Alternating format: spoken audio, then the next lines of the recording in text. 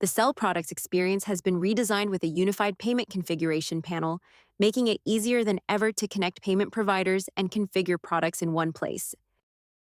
Let's learn what has changed and how it affects your products.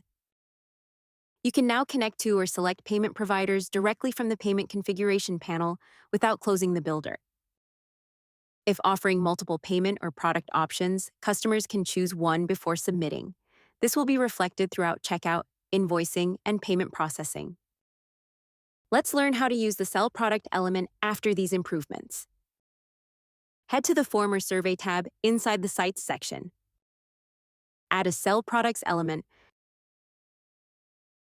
Open the Unified Payment panel on the right to configure the payment settings.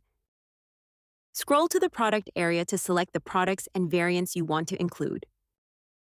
With these improvements, we've made selling through forms and surveys even more seamless, giving customers greater purchasing flexibility while simplifying setup for your businesses to drive sales. We hope you enjoy it.